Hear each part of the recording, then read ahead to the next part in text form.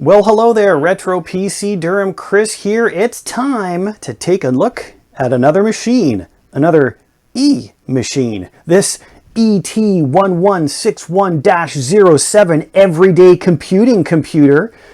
We've got a Windows Vista Aero machine. So here's this is another Athlon X2 based machine. Older, Windows XP, Windows 7 era machines, bait for home computing design. They're not the greatest, they're not the worst. And, and it's still operational, and I've got Windows 10 running on it, so that's a good thing, right? So we'll take a look here, spin around to the back. We can take a quick look here. Not the original power supply, I believe. I think I had to replace the power supply that was in here. The one that was in here was very, very, very much no longer happy and had caps that were very unhappy as well, so that's replaced. But we still have the system board that was in this machine, so we got keyboard, mouse, USB ports, single VGA output, not a lot else going on in this system, so pretty bare bones. If we pop the side here and drop it down, we'll take a look at the specs or the parts that are inside the machine as well. Our top-down view, we can see this eMachine system with its MCP61PM-GM motherboard.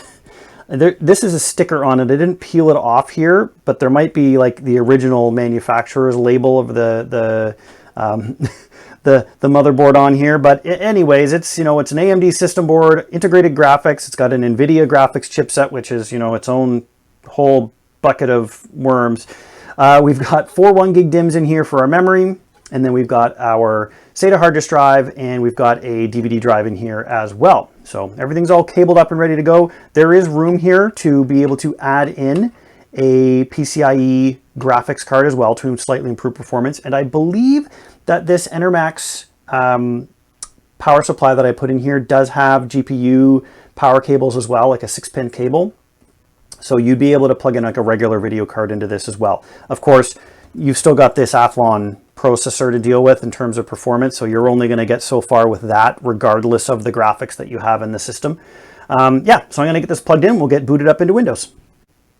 All right, time to hit the power button. It does appear that we are booting up, so this is a good sign that since I finished loading it up it still works. So we've got our eMachines logo there with boot menu settings. I don't know if that splash screen will cover up our post information yet. It looks like it did. And so we're going to wait until Windows gets fully loaded up here, and then I'll skip ahead here until I've got hardware info up and running for checking out the system specs.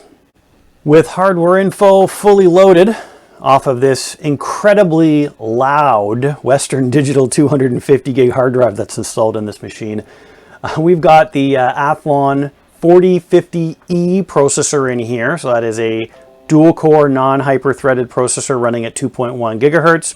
And then we've got this Enforce 6100-430 chipset, which is, again, Enforce has got its whole, I think that someone, if there isn't already something on YouTube, maybe I'll think about putting a to-do list about doing a documentary series or a documentary on the history of the Enforce chipset, because it's quite controversial, and I don't know if I can handle that, the emotion involved with that. Anyway, so that chipset has integrated video, obviously. So we've got this NVIDIA Enforce 6150 SE or 6100-430 graphics processor, sometimes also called a C61. It's not great. It's using memory off the system, so that 4 gig worth of DDR2 memory that's installed. Some of that's being pulled for the graphics.